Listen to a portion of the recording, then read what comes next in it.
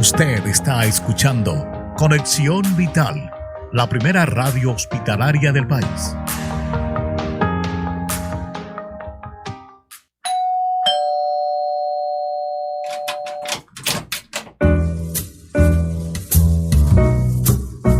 Otro invitado especial ha llegado a Cita Médica para contarnos la importancia de una vida sana por Conexión Vital. Bienvenidos. Estás escuchando Cita Médica.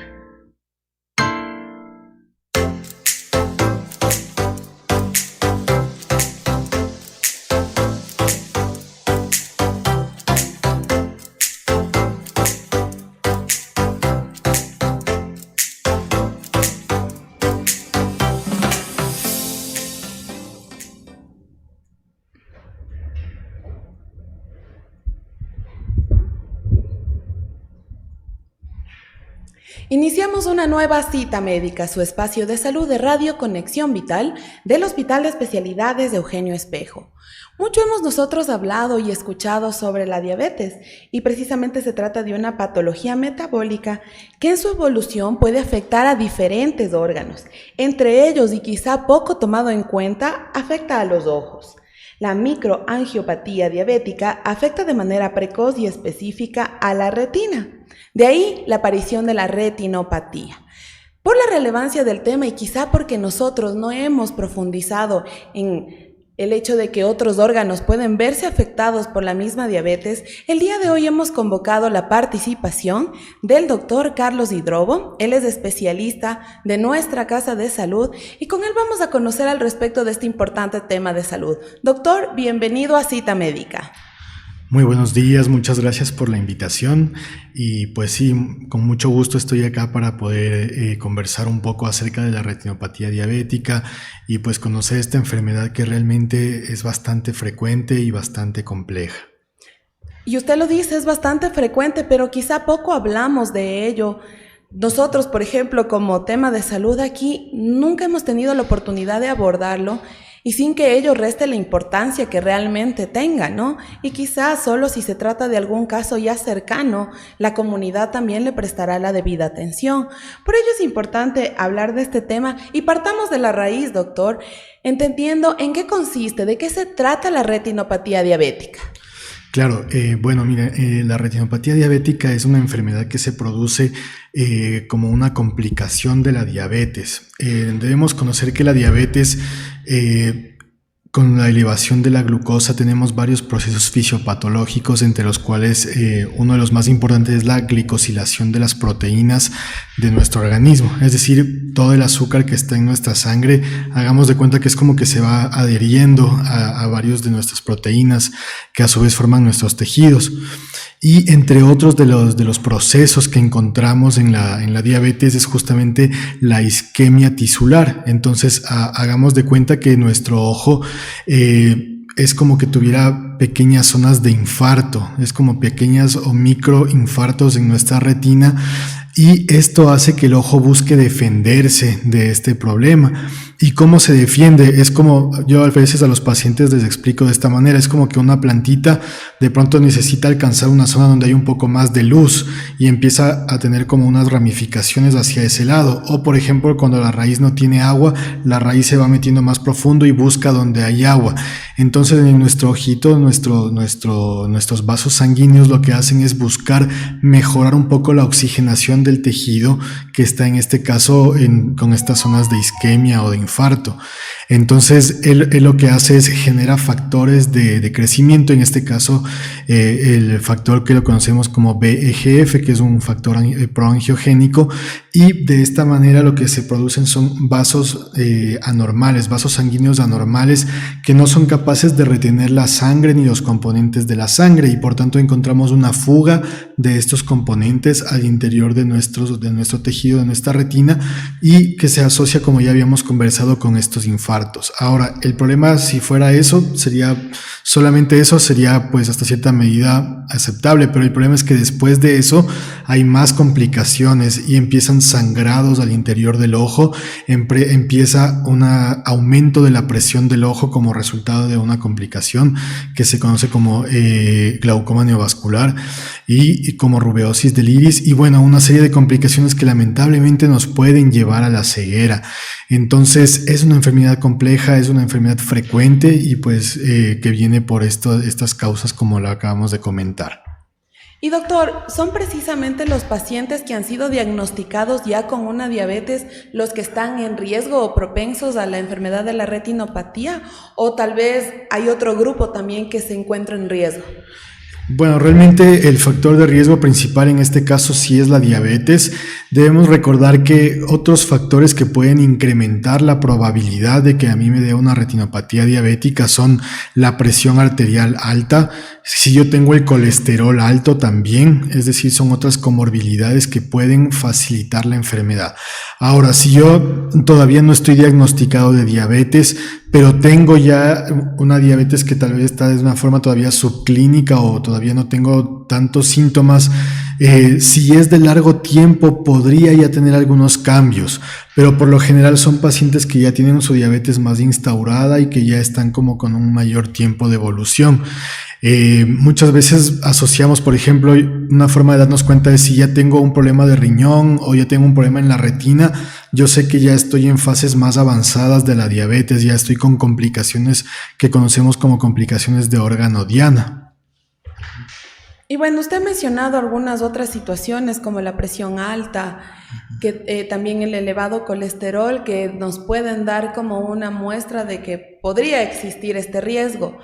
Sin embargo, ¿existe quizá alguna sintomatología específica? Porque probablemente una persona ni siquiera ha tenido un diagnóstico de diabetes, no sé, quizá por su descuido o porque, bueno, de alguna manera no se ha enterado. Pero ¿hay algún síntoma, alguna manifestación en el cuerpo, en los ojos, que nos den cuenta de que hay algo ahí, que necesitamos un chequeo? Claro, bueno, mira, muchos de los pacientes diabéticos, de las primeras cosas que ellos empiezan a darse cuenta es que de pronto ya no ven bien o que baja la visión, y esto se produce por alteraciones no tanto en la retina sino en el cristalino, es decir, el cristalino también empieza a afectarse por el exceso de glucosa, los cambios a nivel de las concentraciones de electrolitos a nivel sanguíneo, y esto les puede dar a veces síntomas como pérdida visual más temprano, previo muchas veces a la retinopatía diabética. Hay muchos pacientes que ya nos llegan con unas glicemias muy altas y que realmente la queja es más porque no pueden ver, pero normalmente este fenómeno es más por el cristalino, que por decirlo así de una forma un poquito más, en un lenguaje más normal, es como que se llenara de líquido, es como que se hinchara, entonces cambia la medida de los lentes y muchas veces eso es una de las primeras manifestaciones ya de una diabetes que está empezando a afectar más a los ojos. Entonces, esto también es un llamado para todos nuestros pacientes, ¿no? Si bien deben seguir el debido control con el especialista adecuado al respecto de la diabetes, esto también ya nos puede dar cuenta de que quizá otros órganos se pueden ver afectados y entre ellos se puede tratar de los ojos. Hablamos ahora un poco sobre las alteraciones que se pueden presentar y que pueden acompañar a la retinopatía, doctor. Claro, como estábamos conversando, entonces tenemos varios tipos de afectaciones en la retinopatía. Lo primero que vamos a ver es la formación de estos nuevos vasos, estos vasos que están alterados, que son como estas ramitas de nuestra planta que lamentablemente están fuera de control, y estos vasos por lo general pueden sangrar. Cuando hay un sangrado vamos a observar lo que conocemos en oftalmología como un hemovitro o una hemorragia vítrea, que es ya un sangrado en el gel que tenemos en el interior del ojito, y este sangrado obviamente nos va a oscurecer totalmente la visión. Entonces esa es una de las presentaciones muchas veces ya avanzadas de la retinopatía diabética. Otra presentación es el edema macular, es decir, nuevamente hay estas zonas de infarto de la retina, y específicamente la mácula es la zona más central o la zona más delicada de nuestra retina, y esta zona cuando tenemos diabetes empieza a inflamarse, se empieza a llenar como de líquido, se empieza a llenar de grasita, y cuando encontramos esto también va a haber una reducción importante de la visión. Ya otras manifestaciones más complejas son la rubeosis del iris, que es cuando estos vasitos que están fuera de control empiezan ya a afectar nuestro iris, que es la parte que da nuestro color del ojo. Y lamentablemente luego de eso viene ya un glaucoma neovascular, es decir, esos vasitos bloquean las zonas por donde sale el líquido de nuestro ojito y esto eleva la presión del ojo y lamentablemente muchas veces esa es la causa de pérdida de visión. Ahora, también puede haber daño a nivel del nervio óptico, que es el tejido que va desde el ojo hacia el cerebro y que nos comunica, nos envía la información desde nuestro ojito hacia nuestro cerebro. Muchas veces yo le comparo con el celular y el computador, que cuando le conectamos con el cablecito el del celular al computador, entonces ese cablecito pensemos que es el que pasa las fotos. Entonces, realmente yo le comparo al nervio óptico muchas veces con el cable que manda la información y ese nervio también se puede afectar por la diabetes, puede haber isquemia de este nervio y eso también puede ser devastador para nuestros pacientes. Estamos hablando de una serie de alteraciones y obviamente estas conducen a complicaciones realmente en cuanto a la salud visual y que quizá no han sido realmente prestadas atención desde un principio. ¿Hay alguna forma de que se pueda llegar en un estadio inicial y evitar estas complicaciones? Así es. Bueno, lo más importante es la detección temprana. Entonces, un paciente que es diabético, si es que es una diabetes tipo 1, diabetes tipo 2, es importante que se haga un chequeo de su fondo de ojo de manera temprana. Esto nos va a permitir determinar en qué estado se encuentra el paciente. Cuando son estadios tempranos, muchas veces se puede incluso solo vigilar y estar pues pendientes de cómo va evolucionando, siempre que el paciente mantenga un buen control de su diabetes. Se dice que bajando la hemoglobina glucosilada, que es uno de los valores que los médicos analizamos durante el chequeo del paciente diabético, bajándole como 1%, se reduce, imagínense, un 20% de las complicaciones que puede darnos la diabetes. Entonces, pequeñas medidas pueden ayudarnos a retrasar o a prevenir la enfermedad. Eso por un lado. Entonces el chequeo es importante. Segundo, prevenir mediante el control de nuestra glucosa y obviamente estar muy pendientes con su médico de base, su internista o su médico endocrinólogo para que el manejo sea lo más cercano posible y el control siempre esté muy cercano en cuanto al manejo de su glucosa y su diabetes. El diagnóstico oportuno siempre nos brindará una mayor posibilidad de evitar complicaciones y un tratamiento adecuado que nos pueda ayudar a minimizar los riesgos también. Doctor, vamos a hacer una primera pausa en este importante diálogo que estamos manteniendo. Junto al doctor Carlos Hidrobo estamos hablando sobre retinopatía diabética. Recuerden que ustedes pueden revisar el contenido completo de esta entrevista a través de nuestras redes, en Facebook como @rconexionvital y también en la cuenta del Hospital de Especialidades de Eugenio Espejo. Además, tenemos un canal en Spotify como Radio Conexión Vital y también nuestra cuenta de YouTube, Hospital de Especialidades de Eugenio Espejo. Vamos a una pequeña pausa y regresamos en breves minutos.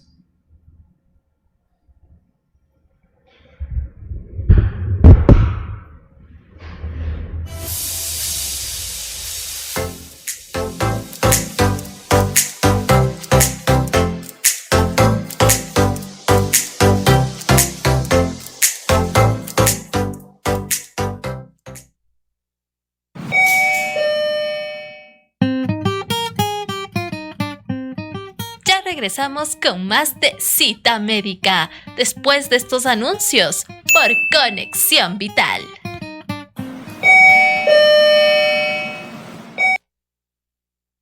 Antes de estornudar, es importante recordar: cúbrete la nariz y la boca con un pañuelo desechable al toser y estornudar, y deséchalo a continuación a un cubo de basura que cuente con tapa.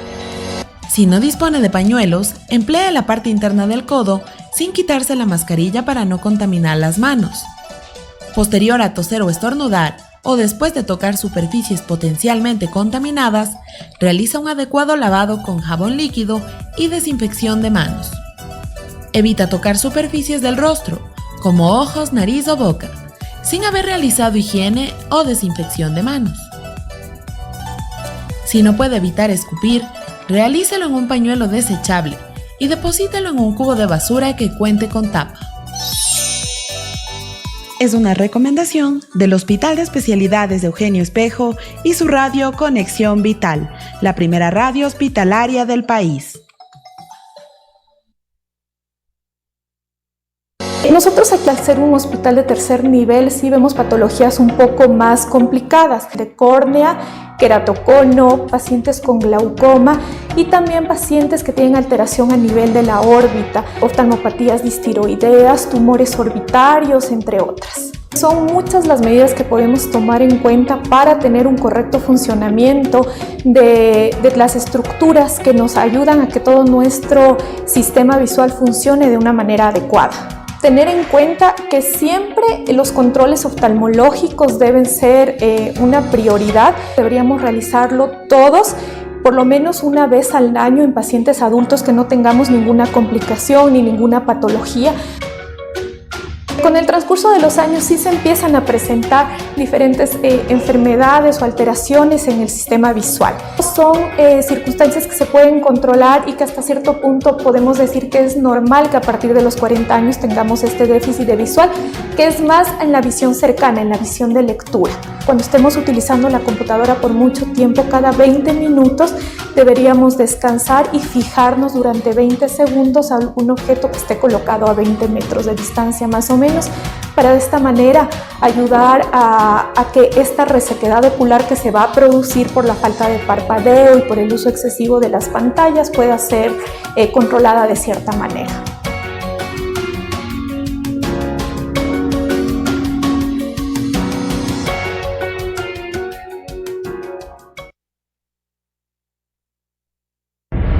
El Hospital de Especialidades de Eugenio Espejo te recuerda acudir a esta casa de salud portando el turno asignado de tu cita o examen. Puedes presentar el turno físico o en tu dispositivo móvil, que será verificado al ingreso. Con tu ayuda, seguimos brindando una atención de calidad.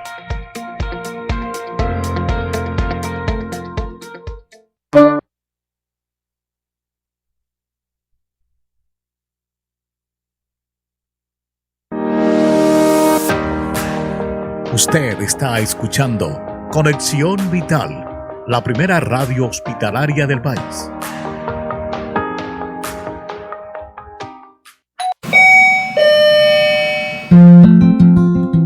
Estamos de vuelta con más de Cita Médica por Conexión Vital.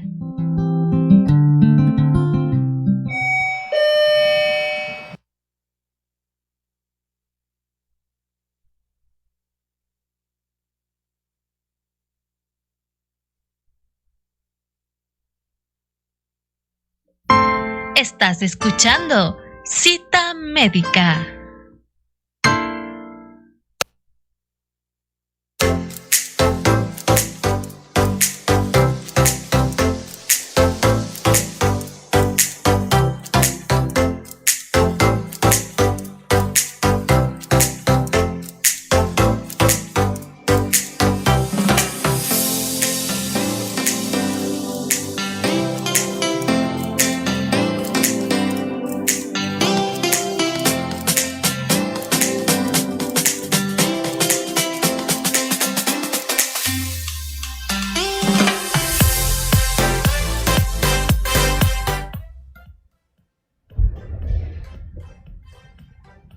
Gracias por continuar en nuestra sintonía. El día de hoy estamos hablando sobre retinopatía diabética junto al doctor Carlos Hidrobo, especialista de nuestra institución.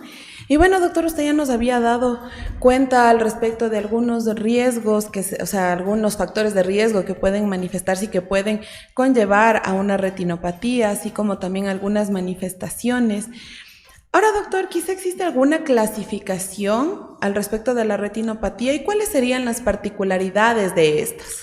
Claro, bueno, realmente la retinopatía diabética, así como a grosso modo la podemos dividir en retinopatía diabética proliferativa y retinopatía diabética no proliferativa.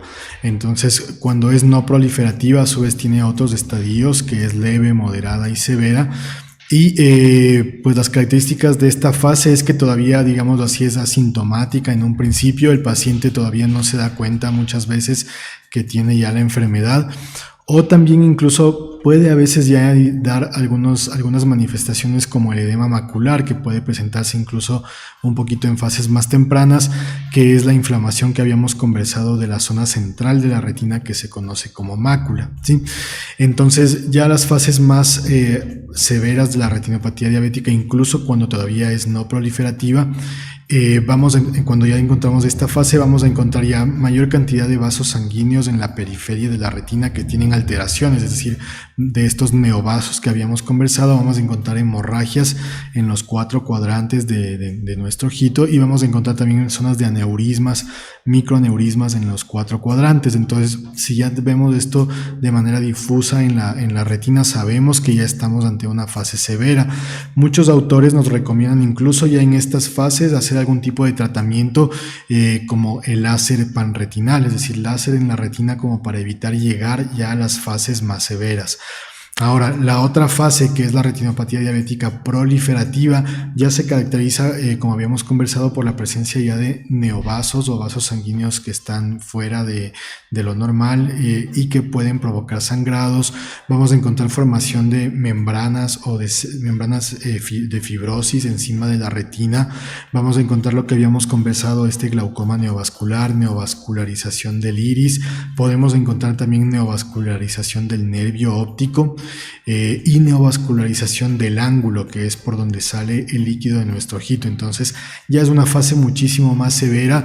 Yo muchas veces les digo a los pacientes que es una fase ya previa casi ya a llegar a un punto en el cual o requieren una cirugía, o incluso muchas veces incluso con cirugía ya no van a recuperar mucha visión porque el daño es ya demasiado severo. Entonces es importante no llegar a estas últimas fases de la enfermedad.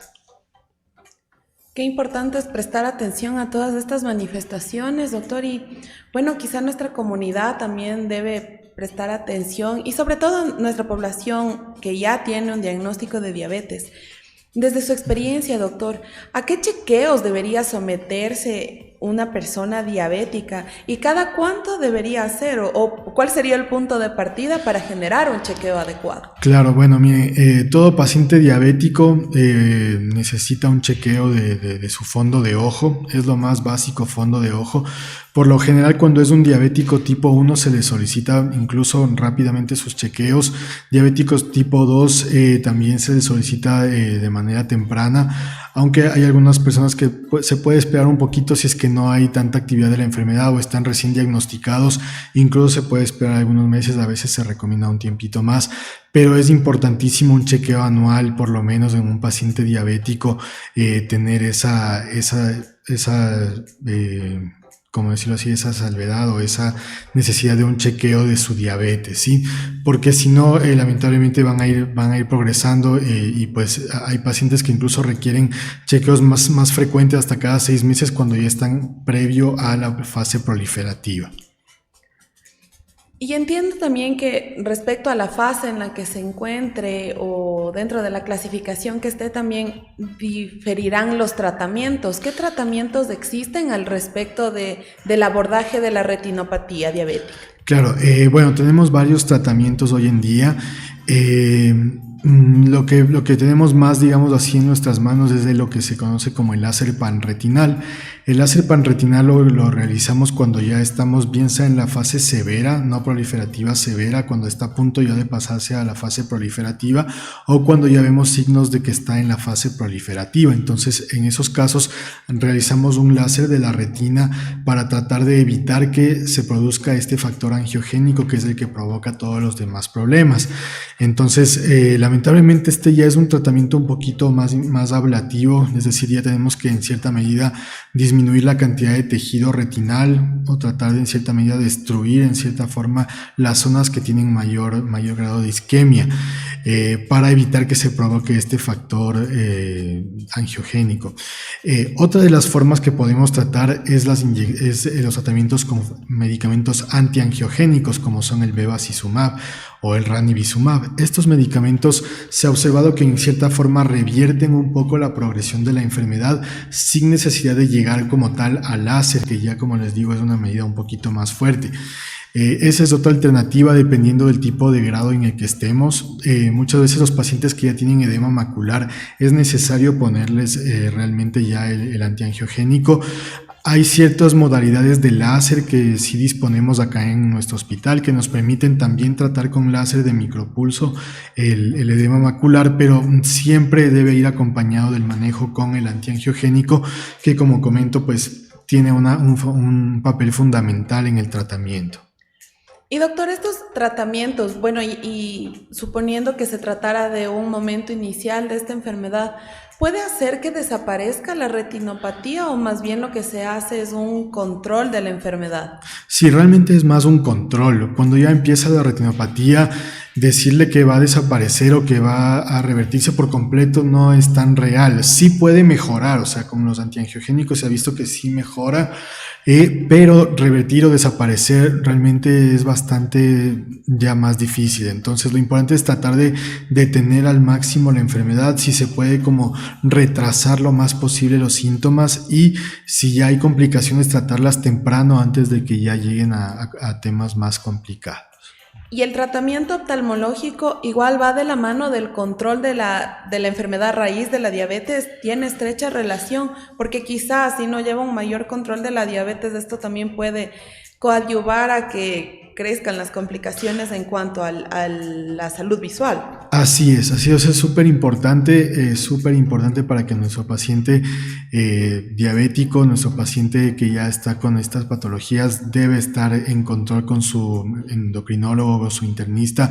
Los valores de glicemia deben estar controlados, o sea, siempre tratamos de que sea, pues apoyamos a que el paciente tenga el mejor control posible. Lo mismo en cuanto a su salud cardiovascular, que esté lo mejor controlado. Si es un paciente que puede hacer un poquito de deporte, tratar de mejorar su estado también basal en cuanto a su parte cardiovascular. Si es un paciente que pues puede mejorar un poco la parte incluso en su dieta, mejorar la parte de lo que es el perfil lipídico, que es otro de los factores fundamentales. Entonces todo lo que son los factores a nivel sistémico, la parte de lo que es electrolito, la parte de lo que es el colesterol, la parte de lo que es presión arterial, todo eso puede ayudarnos a evitar que la enfermedad progrese tan rápido, junto obviamente con el control de su glucosa.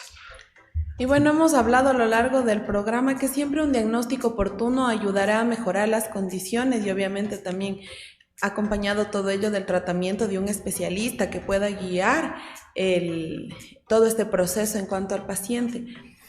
Finalmente, doctor, hablemos sobre la prevención, que siempre va a ser lo más importante. Quizá la diabetes ya al presentarse lo que requiere es un control.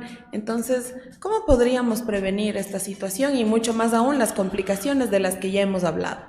Bueno, o sea, lo ideal es, en primer lugar, evitar llegarnos a la diabetes si fuera posible. O sea, si yo sé que en mi familia tengo familiares diabéticos, si mi mamá es diabética, mi abuelita es diabética o mi abuelito es diabético, lo primero que tengo que hacer es de por sí ya cuidarme, de por sí ya tener una salud, o sea, tener una constancia en el ejercicio, una constancia en lo que es la alimentación saludable, en lo posible. Sí, no siempre se puede, pero en lo posible evitar el sedentarismo, evitar todo ese tipo de cosas, son quizás las primeras medidas. O sea, si yo ya sé que en mi familia tengo una carga genética para esta enfermedad, lo primero es ponerme a prevenir y tratar de que no llegue yo también a eso.